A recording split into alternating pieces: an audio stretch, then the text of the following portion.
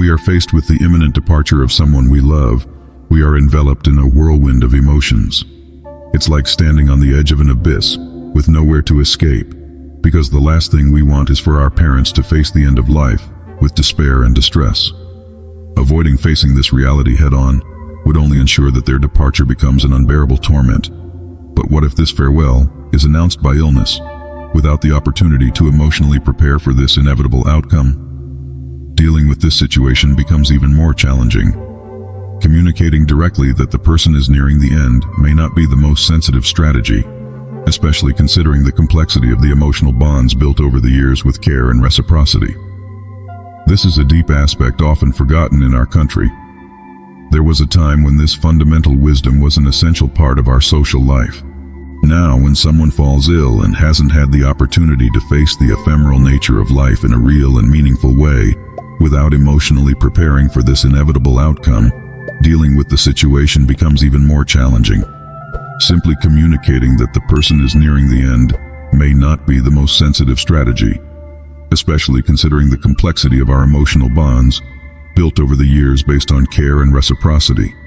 This intricate dynamic, dating back to ancient times, makes confronting this moment a delicate and obstacle-filled task.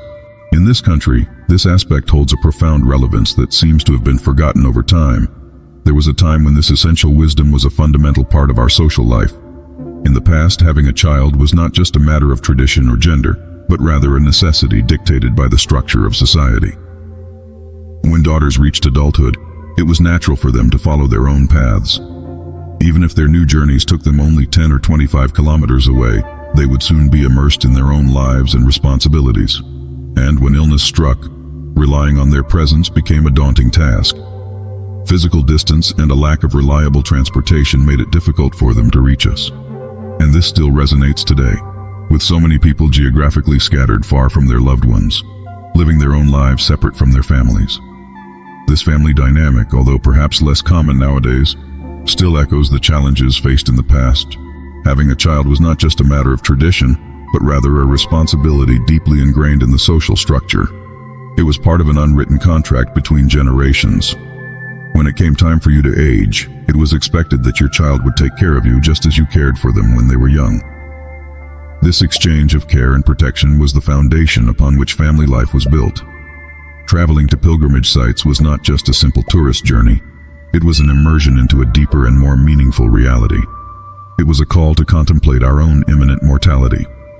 As we age and our bodies become less agile, it is crucial to turn our attention to our inner well-being. This practice, once considered fundamental, has been gradually forgotten amidst the hustle and bustle of modern life. In the past, it was a tradition for children to lead their parents to these sacred places. It wasn't about entertainment, but rather an opportunity to delve deeply into reflections on life and existence. However, lamentably, this tradition seems to have been relegated to oblivion. Nowadays, society's pressure to stay young and active, even in advanced ages, often obscures the importance of these moments of contemplation and introspection. Approaching this issue abruptly may not be the most effective strategy. Each situation needs to be individually assessed, taking into account the nuances and sensitivity of those involved.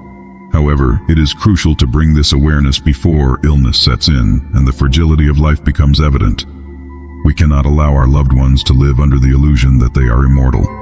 It is our duty to create an environment that confronts them with reality, even if not through direct words, but through an atmosphere that invites them to reflect on the natural cycle of life. As we approach the end of our journey, it is essential to do so consciously and peacefully, as much as possible. Full awareness prepares us to face the inevitable in a more serene manner. However, for those who have not cultivated this awareness throughout life, it is important to create an environment that gently guides them in this direction. It is imperative that we lessen the burden of material concerns and highlight the relevance of the spiritual aspects of life. We should create an environment that gently guides us beyond mundane worries, allowing us to embrace transition with serenity and acceptance. There are various simple practices that can assist in this process of transcendence. One of these practices is lighting an oil lamp in a quiet space. The soft and steady light of this flame reminds us of the transient nature of the physical body and the eternity of the soul. By connecting with this inner light, we are led to a deeper and more spiritual understanding of existence. These moments of contemplation and meditation help us detach from earthly concerns and find inner peace in the face of the inevitability of change and the passage of time. When this reminder of life's finitude becomes present, it's a sign that we've accumulated enough wisdom to recognize it. It's a sign that we're in constant evolution and growth, and now is the time to extend this evolution to our parents as well. It's an essential responsibility for any child, as we witness our parents aging. If our parents cannot comprehend the importance of this moment for themselves, it falls upon us to provide that clarity and understanding. As I just reminded you, with each passing year, we are all a bit closer to the end, and this closeness becomes even more evident when it comes to our parents. It's an inescapable reality of life, and it's up to us to face it with wisdom and serenity. Ignoring the inevitability of finitude would result in a life devoid of meaning, wouldn't you agree? Failing to confront this reality is akin to wasting the valuable time we have here. As children, we have a fundamental responsibility to remind our parents of the importance of living fully, with integrity and purpose, up to the present moment. It's their time to turn inward, to reflect on their choices, accomplishments, and even regrets, so they can find peace and fulfillment in their journeys. It's essential for them to dedicate time and effort to cultivate their inner well-being, because if they neglect this crucial aspect of their lives, they'll face the inevitable with a sense of emptiness and despair. If they've spent their lives just scratching the surface of existence, when they reach the end of the road, they'll be consumed by the terror of the unknown. There's no alternative to it, and of course we don't want our parents to face this farewell moment in that way. We want them to depart from this world with dignity and serenity, don't we? So, it's time for us to look within ourselves, and it's also time to encourage them to do the same. Caring for elderly parents goes beyond their physical needs. It also involves deep care for their emotional and spiritual well-being.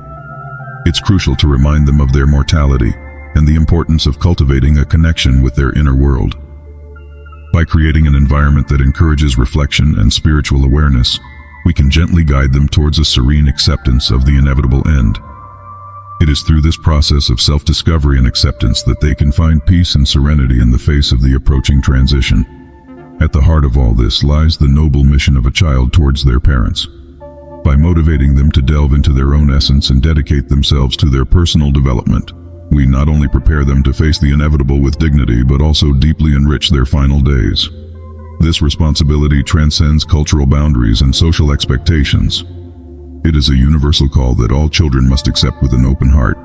It is an act of love and gratitude that nourishes not only our loved ones but also our own souls, leaving a legacy of compassion and care that endures beyond life.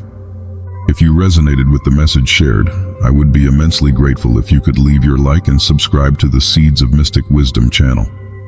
Your active participation is essential to broaden the reach of this video and help more people find peace and serenity on their life's journey. Always remember the importance of caring, not only for the physical needs, but also for the emotional and spiritual well-being of our loved ones, especially during the final moments of life. By encouraging them to delve into their own essence and dedicate themselves to their personal development, we not only prepare them to face the inevitable with dignity, but also deeply enrich their final days.